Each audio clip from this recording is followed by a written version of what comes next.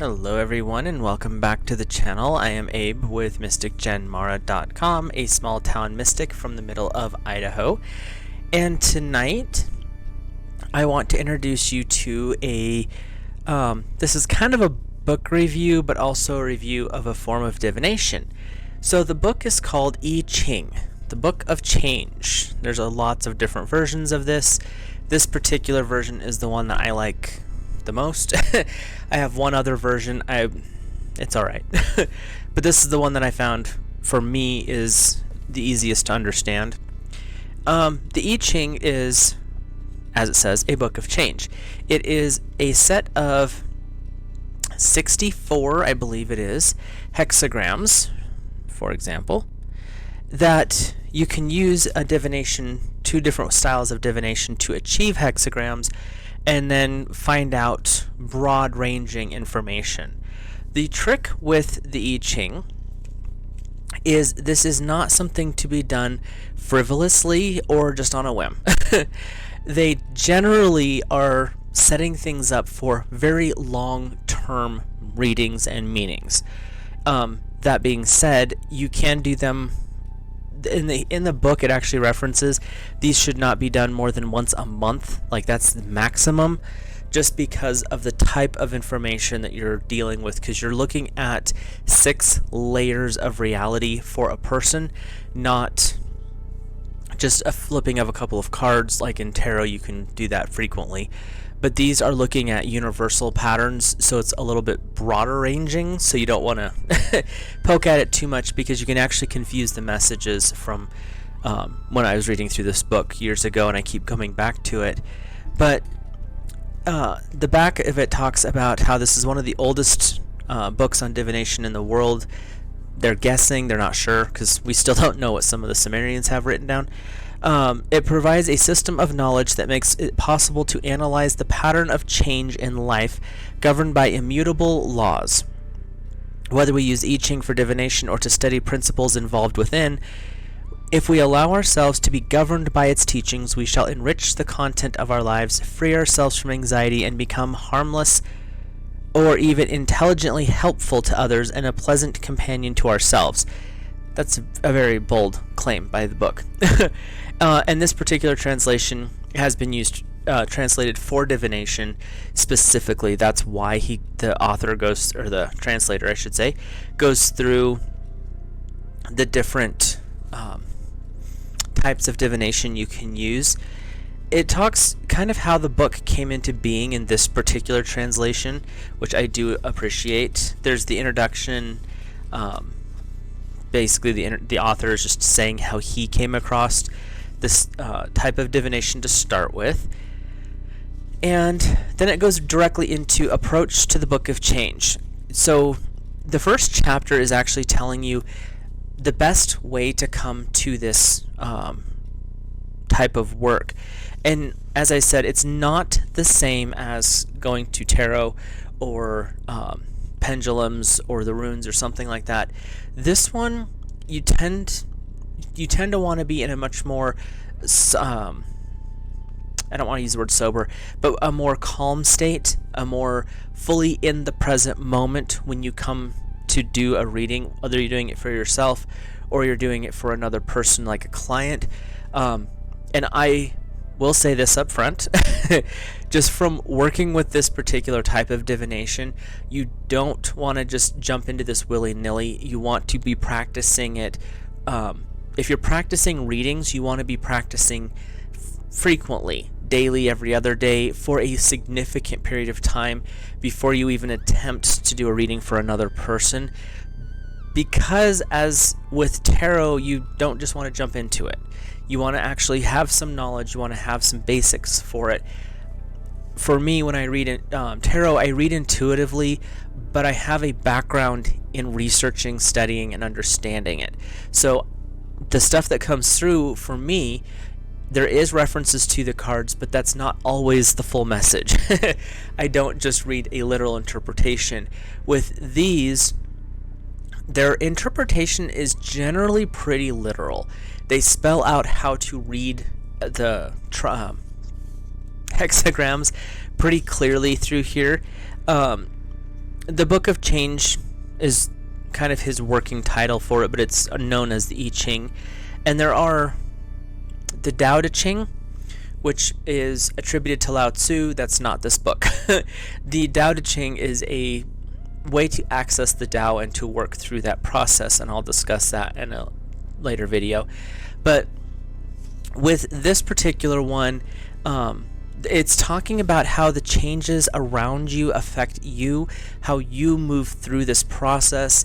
I like this one because he actually references some of Carl Jung when he talks about, your shadows and the different layers of your reality and how it affects how we respond to things, because the I Ching can, if used correctly, give you a lot of that information.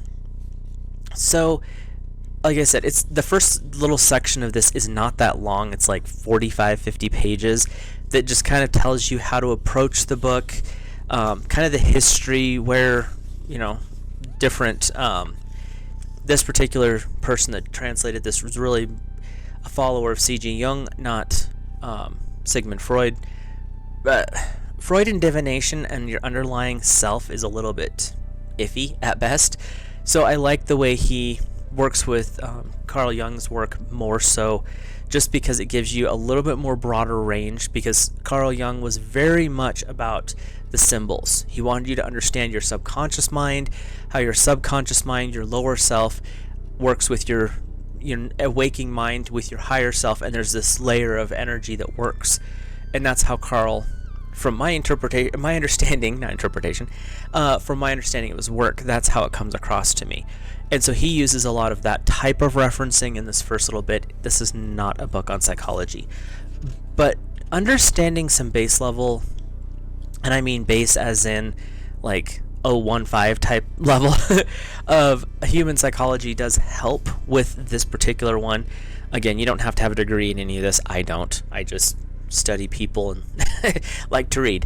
So but you work into like the background of the book. He talks about where kind of its loose history. There's documentation going back thousands of years for a lot of these texts that I get obsessed with.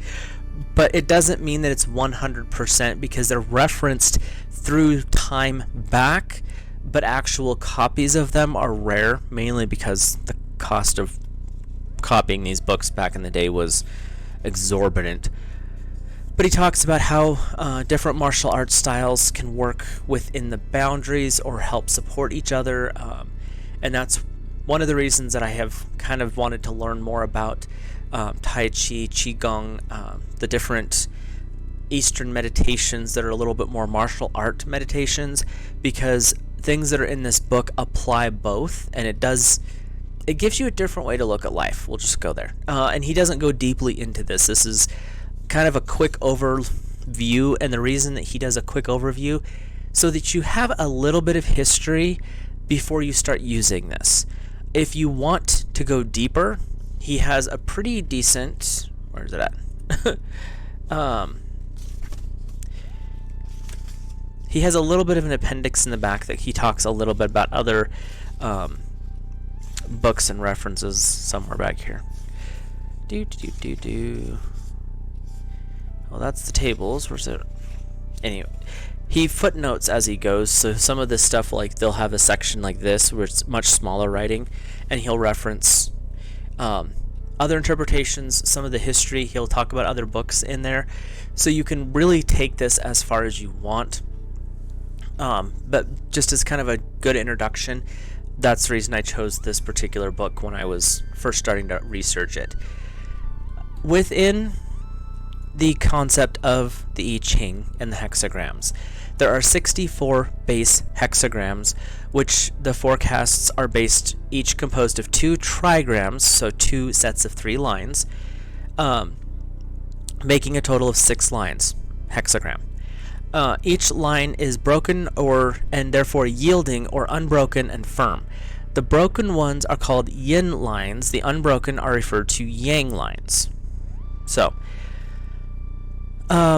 yin is earthly, passive, negative in polarity, and female, dark, so forth. The Yang is heavenly, active, positive, male, light. Again, we're not talking about good or evil, although those can be applied here. We're basically talking about the duality of life and the universe that we live in. There's, yin and yang, masculine, feminine, positive, negative, light, dark. We come in a very, very dual world. And this is worked very extensively, going back thousands of years through especially the Asian cultures. But if you bury yourself far enough back, you'll see that there's always been a duality. So it's kind of fascinating when you go back that far, because a lot of things today, they want it to try to change history. It's there written a lot of the times in stone. You're not changing that without severe repercussions. So we'll just stick with going yin and yang, positive, negative, that type of energy. So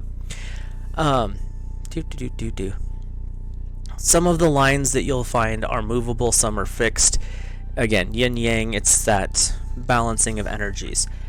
So each trigram, there are 8 primary trigrams, and the maximum number can be formed with the 2 kinds of lines. So it's it's a set of 3 lines. You have a solid line or you have a broken line, and it works out to being there's 8 different styles, which works out to 64 hexagrams. According to this tradition, this was discovered by Emperor, I'm going to murder this name, I apologize, Fu Si, in 285.52 to 273.38 BC was when he was the emperor at the time. And that was the first recorded ruler in Chinese history, who's now regarded as a very legendary figure. That's the reason I apologize for messing up that name, because I should know that. I've got 2 books attributed to him. One is a biography, one is a meditation guidance type spiritual book. But he first claims to have seen these trigrams, the sets of 3 lines, on, what was it, a tortoise shell? Yeah, the shell of a tortoise. So when he was, in meditation, he was staring at whatever's around him. Some of us meditate with our eyes open. And when that happens, he started noticing patterns.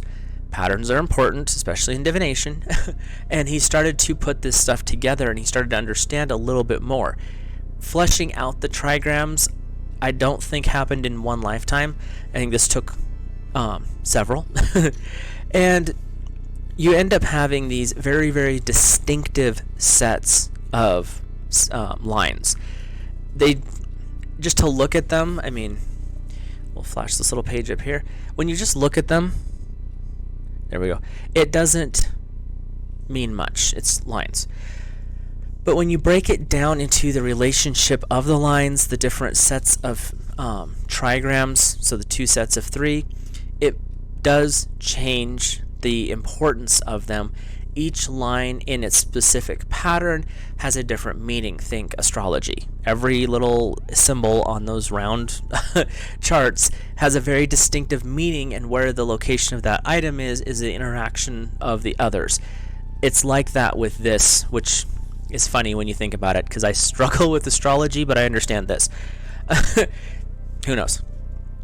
The interrelationship of the lines, as I just said, is going through that. They talk about the movement of lines. That doesn't mean that they move in one reading. It means that when you read, let's say if you're taking a reading on the 1st of June, that reading is for that next period of time. Generally, it's a month. There's some people who say that you shouldn't do I-Ching more than every 6 months to a year. I personally feel that every month is acceptable, but I wouldn't go any quicker than that. And when you do them, what ends up happening is as you go through these readings, the lines, when they say they move, it's shifting back and forth through that month period. So things do change a little bit with them.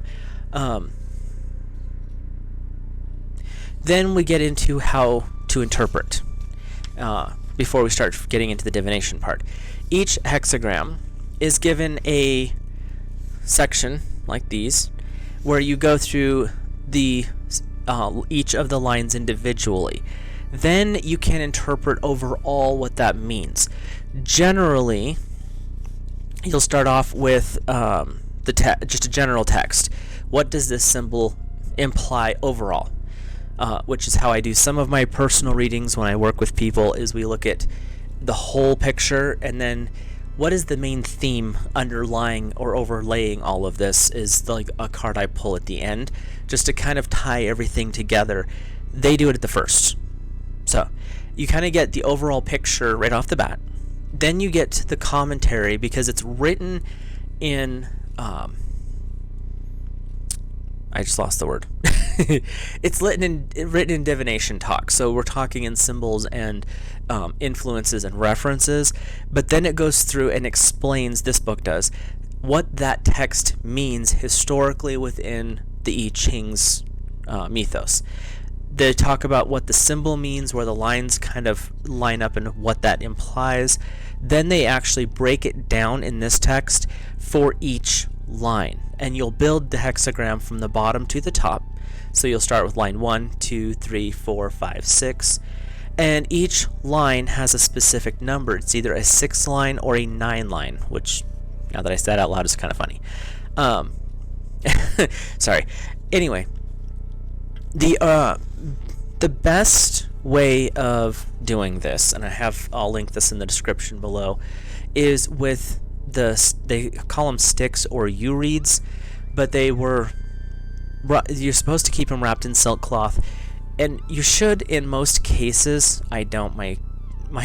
All my Oracle and Tarot decks are in the original boxes, but the old stories were you keep your divination tools wrapped in pure white or jet black silk. Today we can't keep them everywhere, but back in the day that was a way that was thought to preserve them from outside influences, so they would stay connected to you as the diviner, and they wouldn't have undue outside influence. Something to think about. With these, it's actually highly recommended to only have them stored, whether you're using the coins or the reeds, in a silk bag, cloth, whatever. With the reeds, the cloth is also your casting mat, so it's convenient to have them all together. What you'll do is you'll have the other person kind of take the sticks and they'll cast them in a certain way. As I said, I am not familiar with the sticks so much as the coins, so I want to get better at it. I just haven't had a lot of time to work with that one. The coins are a little bit faster. Some believe that the coin method is a lesser method, more of a street performer version. I have found, because I have used the reeds, I'm just not good at it. Comparing that to the coins, I find that you can get about the same information by using coins as well as the reeds. So then they go through and explain how to do the reading with the reeds. I can't remember how many there are in that set. Sorry. I usually am a little bit more, well, no, that's not true. I try to be more prepared, but that's about as far as that goes. You would have 50 of the divining sticks, and they should be yarrow, 1 to 2 feet long. Like, they are talking gigantic. We're talking, 1 to 2 feet long, a foot long, 50 foot long pieces of reed or yarrow, whatever, and inscribed with a very specific symbol on each one. Some of them are blank. They're big. Let's just go there. But they recommend 50, and it's a single cast at that point, and then you as the diviner will interpret that. Whereas the coin method takes 6 casts. And like I said, it's a little bit different. You're not getting the broad range that you would get otherwise with the different reeds and such. So to work with the coins, they generally say 3 coins. And in Chinese culture, the old coins, where did that go? I always have to double check this because I can never remember off the top of my head, because, well, our coins have inscriptions on both sides. Sorry, where'd it go? I stick little sticky notes in, then I take them out, and then I forget to put them back. So, I apologize.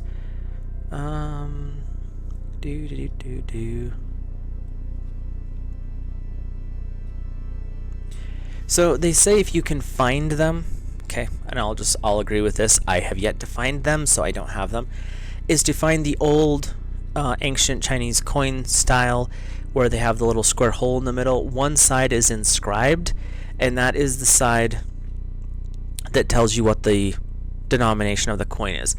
The other side is generally blank, so that's how they roll their coins, or coins, is blank or inscribed.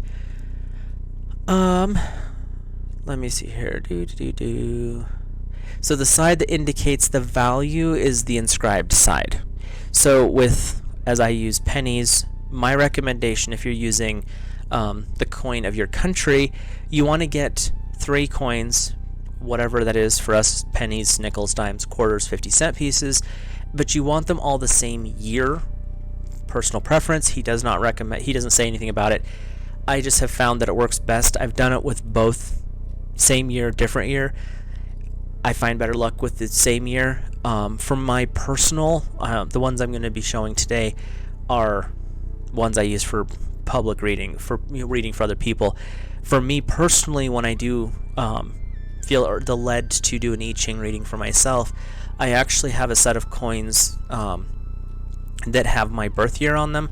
So I have 3 quarters for that one that are all the same year, the year of my birth, just because it's more of a resonance is how I look at it. Anything to increase the accuracy. But I'm using for today their pennies. They're little shiny pennies, and they're all the same year. I believe these ones are 2002. Yes. And on a penny, the side that inscribes the denomination, how much it is on what we would call the back side, the tails side, which is where the little White House is. So that's your inscribed side. The other side with Lincoln's face is this is the blank side. This is what they would call the blank, because it doesn't tell you the amount of the coin. So once you have that down, then you go through and you start to do the casting, and each line is attributed, or each cast of the coins is attributed to a specific line. So you're going to end up throwing 3 times, or 6 times, good grief, I can't even talk, and each cast is going to show you the bottom line, the next line.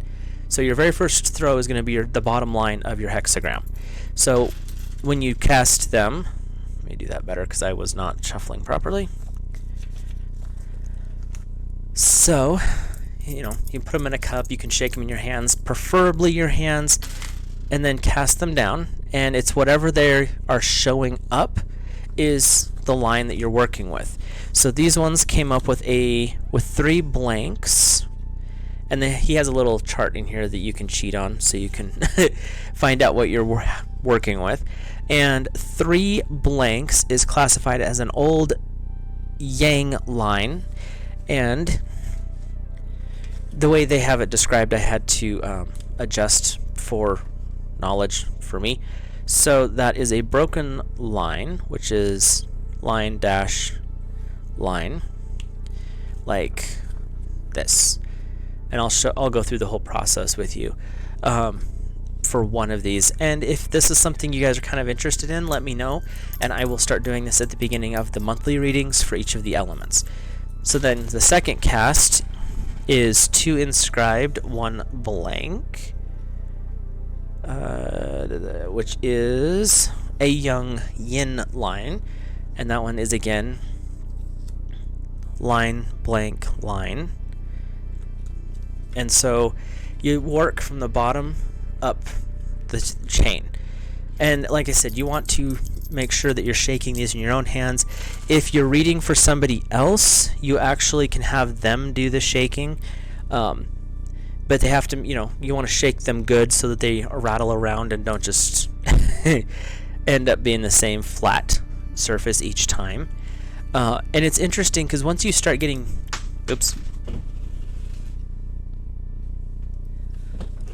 Sorry about that.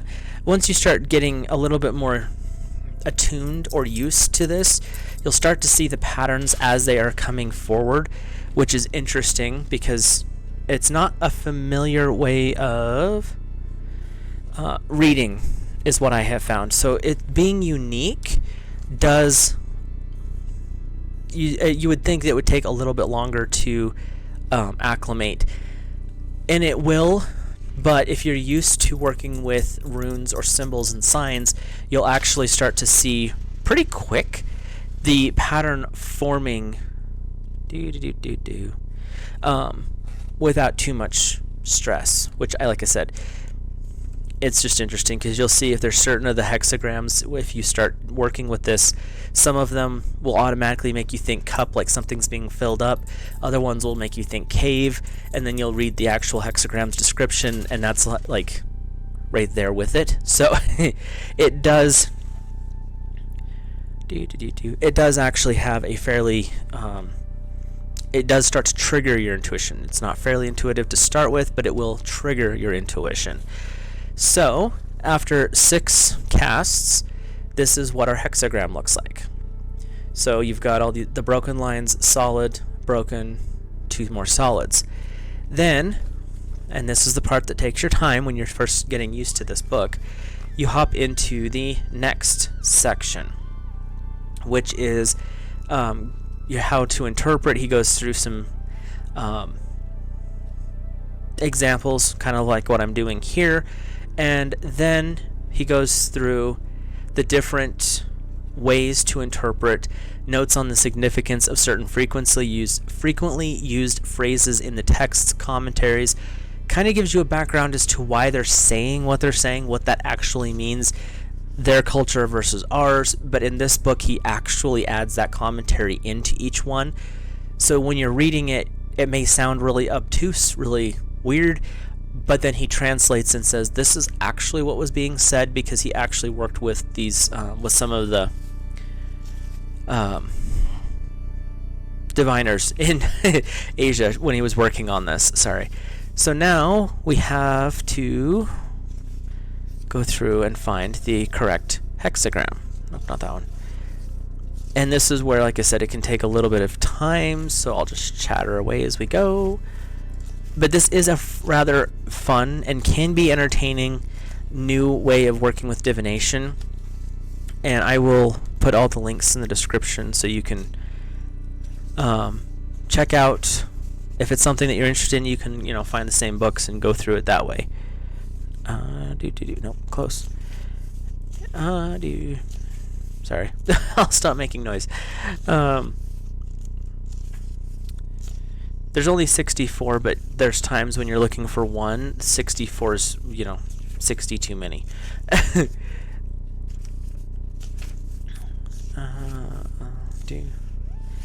I have a stupid song going through my head. I will try not to hum that out loud, because that's the last thing people want in their head is some other person's random goofy song popping up. So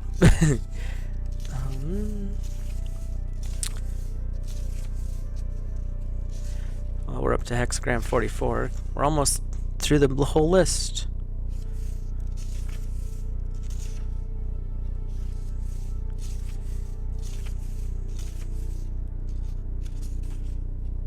Aha, here we are.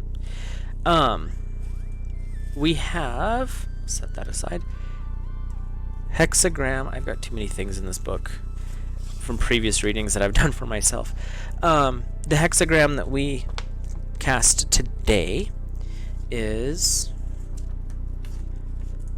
so if I drop the book I can remember which one it is. Hexagram number 53. And as we go through this, if this message resonates, please take that, because I try to ground and center before I do any of these, even examples, because you never know who's listening and you never know what they might be going through. So when we go through some of this stuff, just understand that I do my best to be upfront and honest with you guys and make sure that it's as ethical as I can offer for you. So hexagram 53 is Chen, gradual progress. Below the lower trigram, the lower 3 lines, is the mountain, a hard, obstinate, and perverse, not as in dirty, perverse as in twisted. The above, the top 3, is the sun, wind, wood, bland, and mild. So you've kind of got a stubborn base, but your above is actually pretty relaxed, which is nice. The text states, gradual progress. The marriage of the maiden brings good fortune. Persistence in a righteous course brings rewards.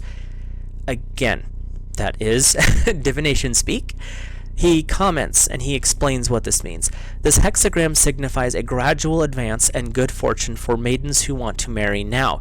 Progress made now leads to commanding positions, hence this advance achieves concrete results. So if you're working on something, keep pushing forward is what this is coming up for. By making progress in righteousness, a man becomes capable of ruling the country. Such a man is symbolized by the ruling 5th line, which is firm and central. I just had a weird alert. Just 1 second. There we go. From the conjoining of stubbornness and gentleness, inexhaustible activity arises. So being a little bit stubborn but being gentle is what they're talking about, actually is beneficial to you. The hexagram itself symbolizes the tree upon the mountain. The superior man, abiding in holiness and virtue, inclines the people towards goodness. So that is just describing the text associated, what the symbol actually means, and his commentary about it. Then, as I said, they go through, that's the basic, then they go through the bottom here, this side, and they break it down line by line. This is really fascinating, and like I said, you can get really deep with this. The bottom line, they call it a 6 line, and so you've got 6 lines and you have 9 lines. 9 lines are generally the solid lines, 6s are the broken up ones. So 6 for the bottom. The wild goose moves gradually towards the riverbank. The younger son is in trouble. There is talk, no error. Again, divination speak. Commentary. The young son is in trouble is a way of saying that there is trouble which we are not to blame. So there's something outside of you that is causing a little chaos and disruption, but it's not something that you started. It's not something you instigated. It's occurring out here, not in here. The second line, 6 for the second place. The wild goose moves gradually towards the rock, eating and drinking happily, good fortune. Again, divination speak. Commentary, good fortune in the form of delicate and plentiful food. So even though the trouble is out here, they're saying don't starve yourself. And that could be physical food, that could be emotional food, it could be spiritual food, but no matter what's going on, the chaos, make sure to do the self-care is what's coming up. So 9 for the third place. So this is a solid line. Divination speak. The wild goose moves gradually towards the dry land. The husband goes forth, does not return. The wife is pregnant, but the child's birth is delayed misfortune. This is an auspicious time for chastising evildoers. That's the divination speak. The commentary, the husband's failure to return symbolizes separation from normal companions. So there's some kind of separation from your normal group of friends, even it might be a business trip or whatever during this time. The delayed childbirth symbolizes our going astray. So something is not quite right. We're seeing this out here. We're trying to take care of ourselves, but there's something that's just a little bit off right now. The final sentence indicates willingness to take precautions for mutual protection. So even though something feels a little off, you want to make sure you're taking care of yourself and the people within your inner circle, because there's, some chaos going on outside of your circle. 6 in the fourth place, the divination speak. Wild goose moves gradually towards the tree, may find suitable branch for which to perch, no error. So that sounds pretty good, right? Commentary. It's finding a suitable branch augurs willing acceptance and gentleness. So this is telling you, when you find the place where you're supposed to be, just be there. Take a breath, calm, and allow it just to be. 9 for the fifth place. The wild goose moves gradually towards the hillock. In the end, the results will be incomparable good fortune.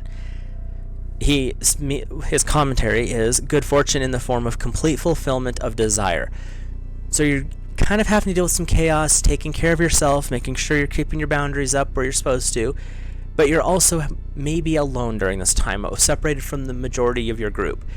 And that's not a bad thing, but this is where you're finding that suitable branch. You're kind of settling in to where you're at, understanding that this is where you're supposed to be for your best good, and good fortune is in the form of complete fulfillment. Being okay with being in the midst of the chaos, but finding your peace and your calm is going to bring you that good fortune. So 9 for the top. So this is your top line, your 6th line. The wild goose moves gradually towards the mainland. Its feathers can be used for ritual purposes. Good fortune again. He, in his commentary, is the sentence about the feathers indicates that now disorder cannot prevail. So even though there's been the lower chaos in these bottom 2 lines, this solid top line in this particular communication of the lines is actually saying that everything, you're going to be able to rise above what's going on.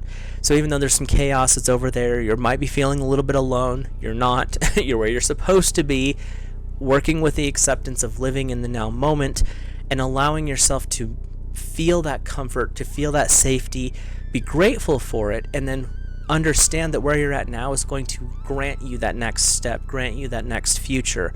So that is the basis of how to do a reading.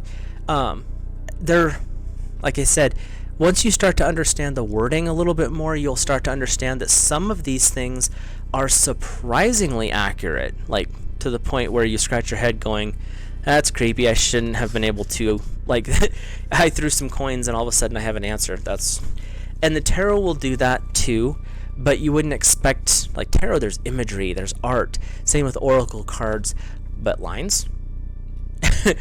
And when you start to work through a little bit more of it and you practice with it more, you do start to see how that all plays out. And like I said, you'll start to get a little more intuitive in how things come through. It's best, especially when you first start reading, to always go down what is the texts say. If you want to read the commentary, great. But really focus on what those texts are saying and go with the impressions. Sit with the journal and journal it out so that you have a running communication and you can see how far you're moving with this. And like I said, it's fascinating. It's a lot of fun. I will have description links below for you to check out this book and a couple of other good options if you want. But I just figured we'd do something a little different today. But it is something fun. I will put a little bit of a poll maybe in the community page for this on YouTube, so you can see if this is something you want me to start adding to the monthly readings or not. I'll cast the hexagram before I start the video because it does take some time, but then we can go through the commentary and then do the tarot if you're interested. And I might start adding it anyway, but I would like to hear some feedback from you. So if you enjoyed this video, please drop a like on it. If you want to keep up with me, hit the subscribe button. And like I said, comments are great. Let me know what you are thinking, if this is something you like, something you don't like. As long as we're respectful with comments, I'm pretty much open to anything. So I will talk to you guys later. Have an awesome rest of your week.